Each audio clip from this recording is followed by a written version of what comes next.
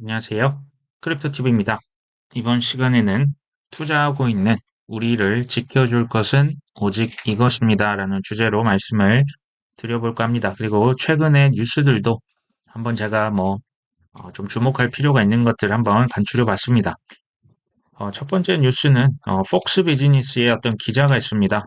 엘리노 트레시라고 하는 친구인데 나름 자주 회자가 되는 인물인데 이제 오늘 중 비트코인 ETF 승인이 안 될 것 같다. 이게 이제 당초에 1월 3일에 된다, 1월 5일에 된다. 근데 이런 뉴스를 뿌린 매체 중에 하나가 사실 폭스 비즈니스거든요. 이 폭스 뉴스인데 글쎄요, 여기에서 오늘 안 될 것 같은데 이제 당초 이제 세이파트라고 하는 애널리스트가 했던 말이 지금까지도 그대로 유효합니다. 나머지는요, 사실 너무 뭐랄까요, 언론에서 펌핑 아니면 퍼드를 조장하는 제가 볼 때는 좀 쓸데없는 뉴스들이 지금 너무 많은 것 같아요. 자, 우리가 이런 것들에 다 지금 주목할 필요는 없겠죠. 결국에 다음 주가 되겠죠. 1월 8일, 9일, 10일 월화 수중의 결론이 날 것으로 저는 생각이 됩니다. 세이파트가 오늘 중 승인, 그러니까 1월 5일은 승인이 제가 볼 때 될 것 같지는 않고요. 근데 제가 이걸 왜 가져왔냐? 사안에 정통한 복수의 소식통으로부터 맨날 이런 문구가 붙어요.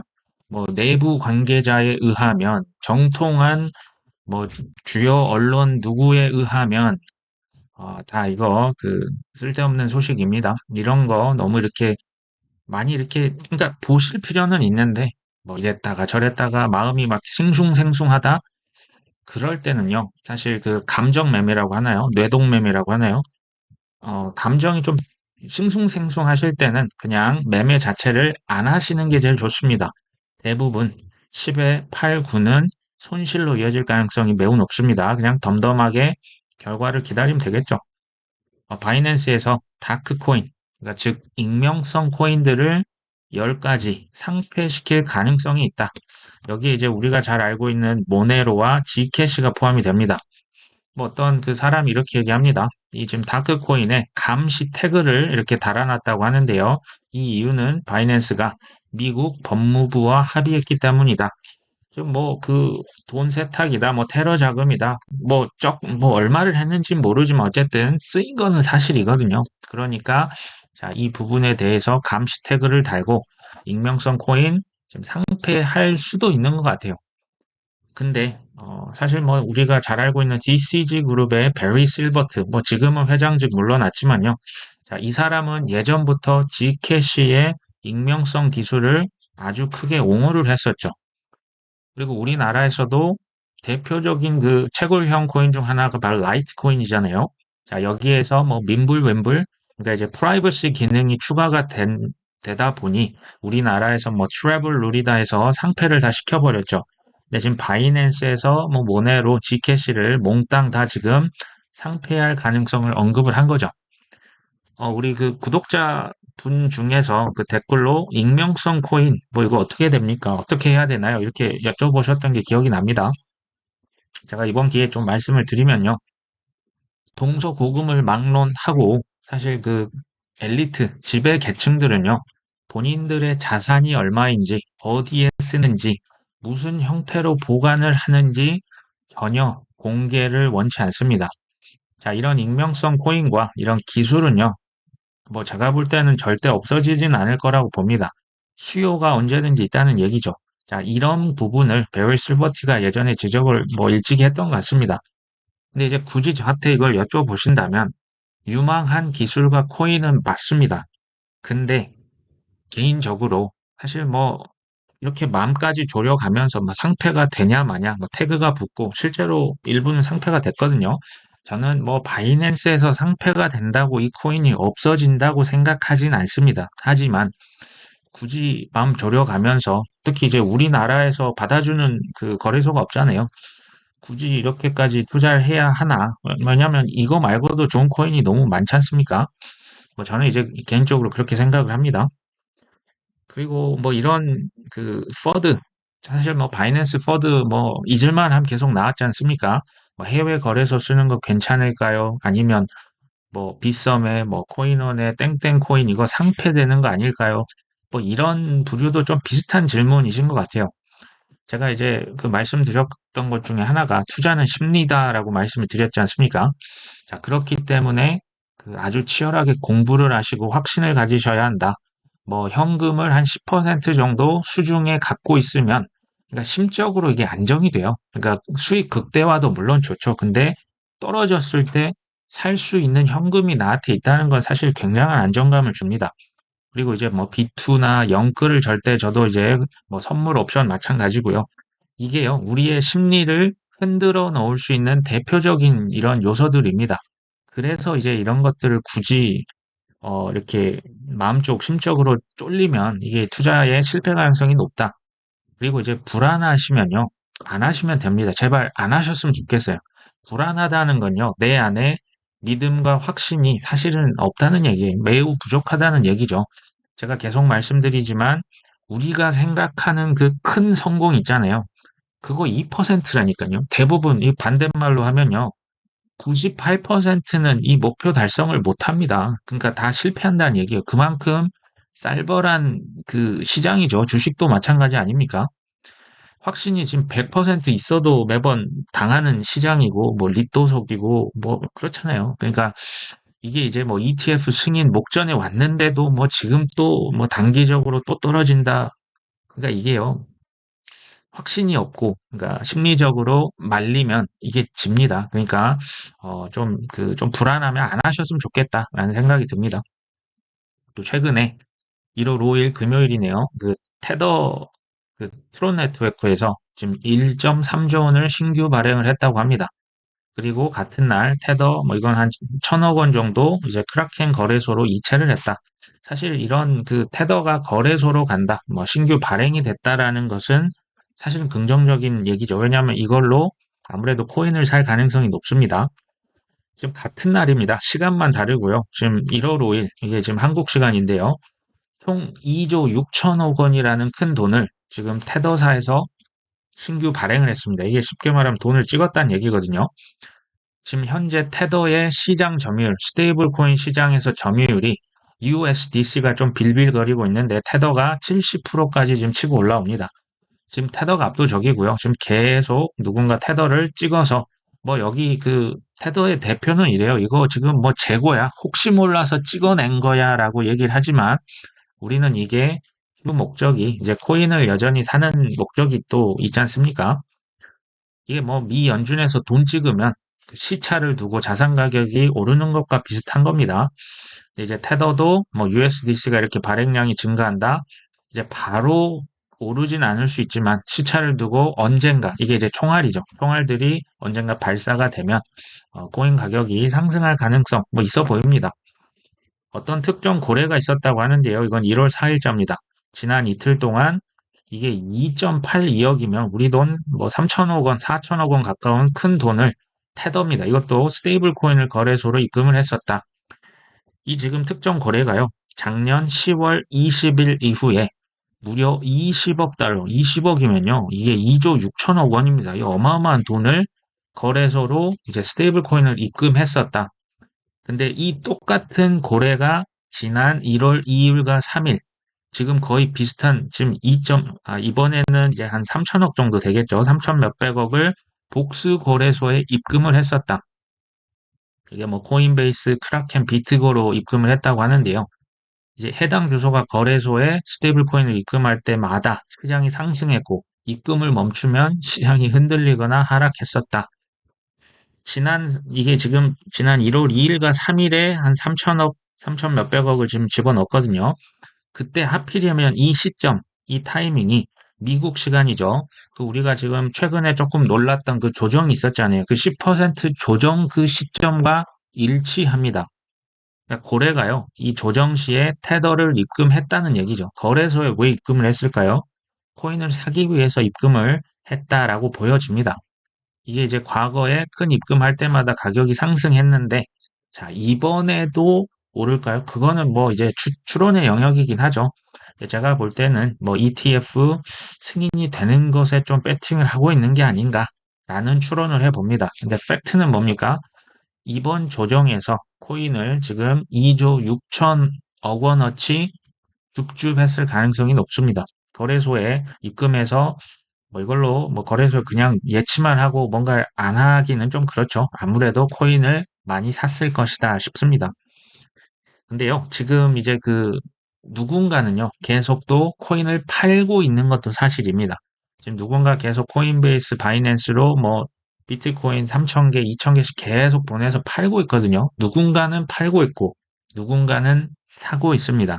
자, 이게 지금 그래서 약간 그 조정 횡보라고 하는 게요. 그래서 뭐 어느 한 방향성으로 갈 것인지 아직 정해지진 않았죠.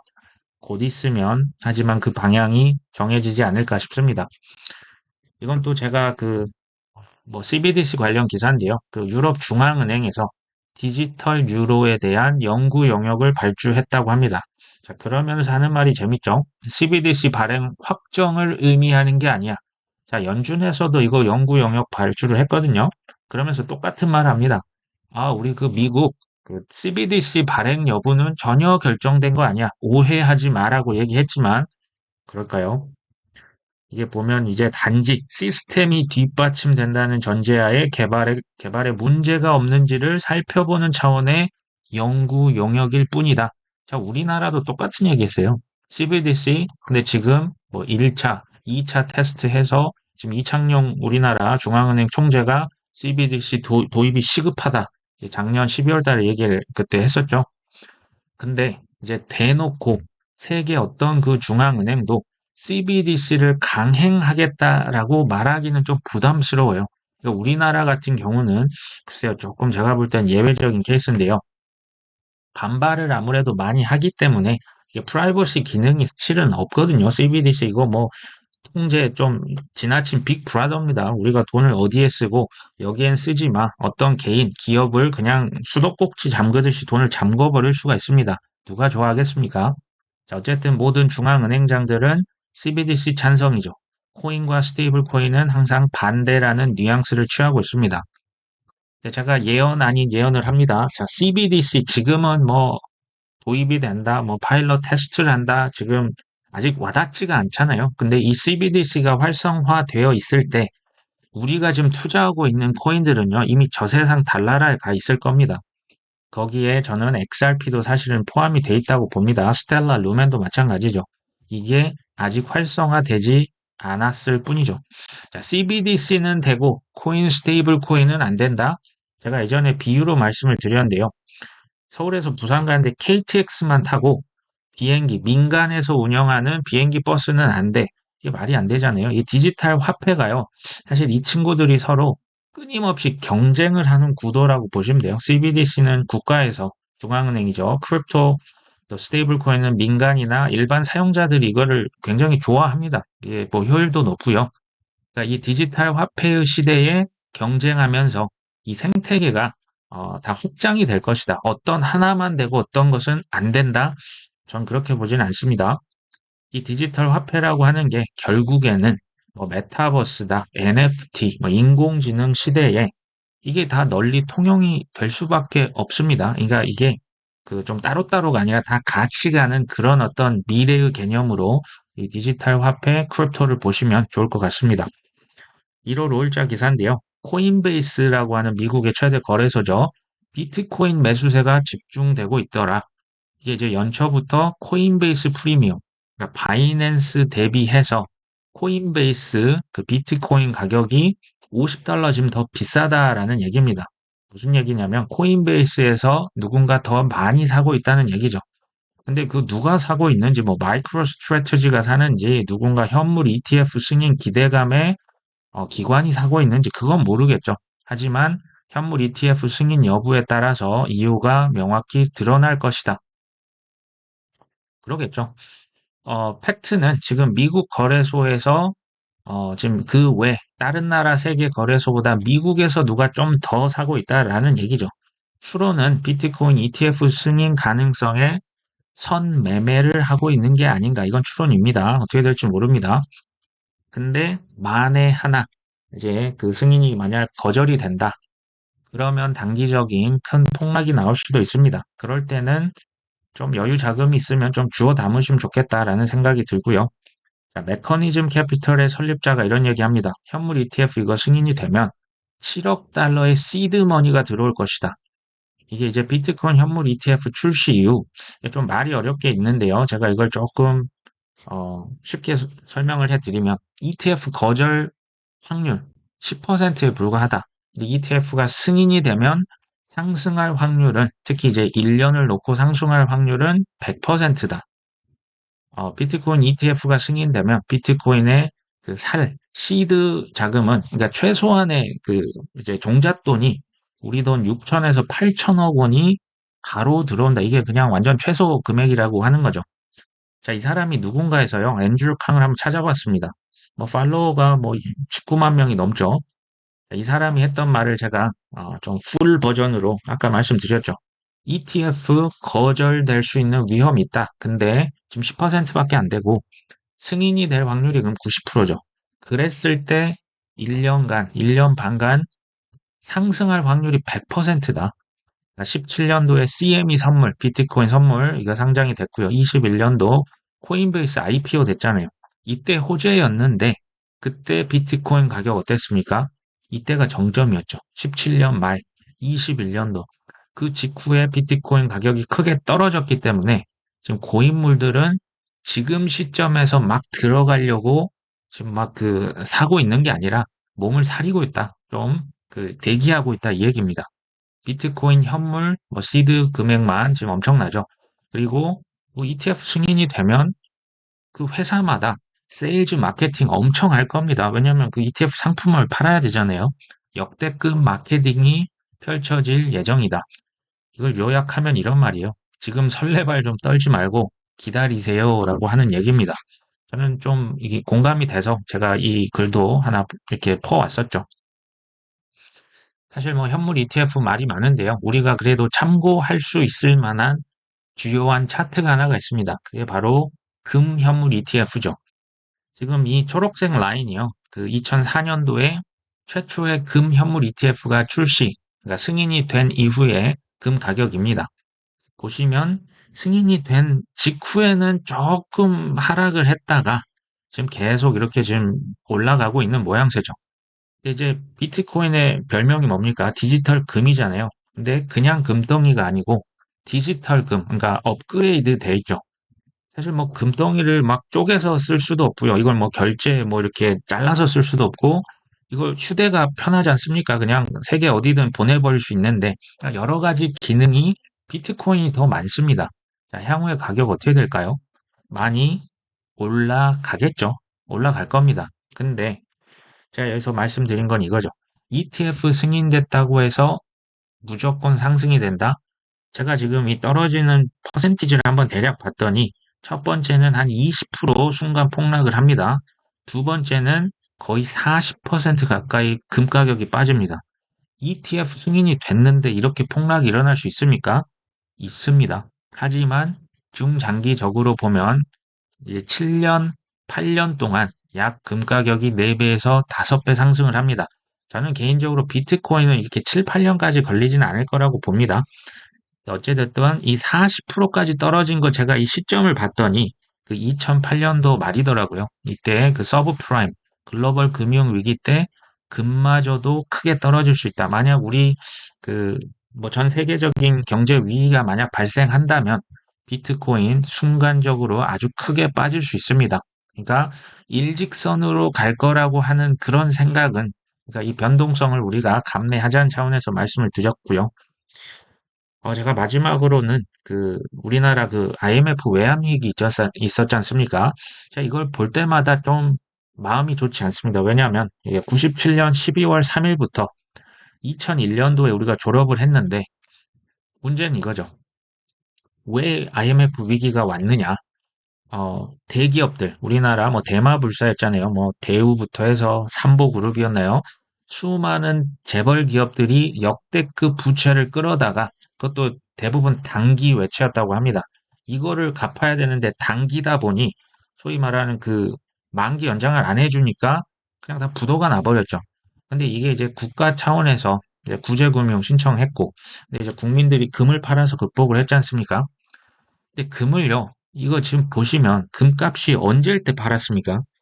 거의 바닥에 근접해 있을 때 지금 계속 국민들 뭐 돌반지 빼가지고 다 결혼반지 빼서 팔았는데 그 이후에 금현물 ETF를 승인을 시킵니다. 전 이걸 보면 사실 좀 화가 나요. 헐값에 팔아서 IMF 전달했죠.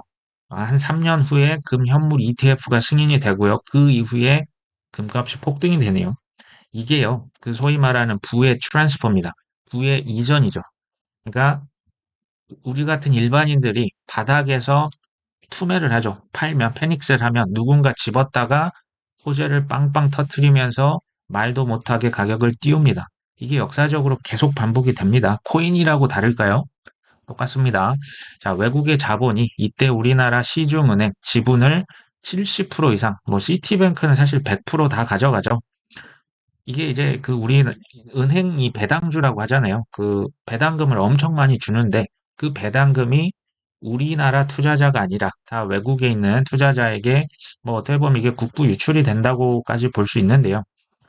제가 이걸 말씀드린 이유는요. 우리가 그 임진왜란, 병자호란, 또 일제강점기 그때는 우리가 맞아. 침략을 당했지. 전쟁 우리가 뭐 교훈을 얻었다고 하는데 이런 IMF는 조금 이제 시간이 많이 지나서 그럴까요? 저는 뭐 이게 거의 일제 강점기랑 똑같다고 보여지거든요. 이게 외적의 침입에 우리나라가 초토화됐던 굉장히 수치스러운 전 역사라고 생각을 합니다. 저는 비트코인이 ETF 승인 여부와 관계없이 크게 상승할 거라고 봅니다. 차라리 전 ETF 이거 없었어도 뭐 별 그 지장 없다. 대세 지장 없다라고 보거든요. 자, 그러면 주요 알트코인 어떻게 됩니까? 지금부터 그게 뭐 2년이 될지 1년 반이 될지 모릅니다. 상상도 못할 가격에 가 있을 거라고 저는 확신을 합니다. 그 근거를 제가 뭐 이 채널에서 계속 말씀을 드리지 않습니까? 뭐 BIS에서 은행들에게 전 세계 모든 은행, 중앙은행 포함입니다. 자기 자본의 2%만큼 코인을 사도 된다. 자, 월가에서 뭐 지금 ETF다, 지갑이다, 뭐 채굴 기업이다, 뭐 마이크로 스트레치 다 뛰어들었잖아요. 거래소까지 차렸습니다. 코인 거래소요. 자, CBDC가 지금 런칭이 목전에 있다. 법이 들어오고 규제에 이제 우리가 세금을 냅니다. 우리 뭐 박상기의 그 난해 국가가 이제 신규 코인 부처를 정부 부처를 두 개나 신설했죠. 자, 중국 어마어마한 그 퍼드의 온상지가 바로 중국 아닙니까? 인도도 마찬가지인데요. 전 세계가 지금 결국 다 친코인으로 돌아서고 있어요. 자, 이걸 계속 말씀을 드리지 않습니까? 근데 팩트는요. 이게 어떻게 보면 제 지식과 제 근거와 저의 확신입니다. 근데 이게 제가 말씀을 드리지만 우리 구독자분들의 지식과 근거가 되고 확신이 이게 정확하게 일치하는 건 아니라는 생각이 듭니다. 그러니까 이제 그 뭐 근거와 확신, 지식이 충만해야 우리가 그 감정에 동요되지 않고 꿋꿋이 버텨나갈 수 있지 않습니까?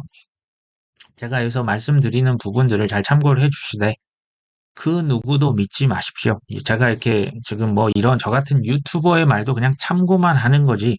제가 미래를 모릅니다. 저도 꼭 성공한다는 보장도 없어요. 그러니까 그 누구도 믿지 마시고 반드시 나만의 지식과 근거와 확신으로 이걸 만드셔서 뭐 그 아까 창펑차오가 손가락 4개 내밀잖아요. 퍼드다 무시해라. 그냥 그런 좀 강력한 강철 같은 믿음과 마음이 필요합니다. 그게 있으셔서 결국에는 큰 성공을 같이 이루어 갈 수 있었으면 좋겠습니다. 오늘 방송 여기까지 합니다. 끝까지 시청해 주셔서 감사합니다.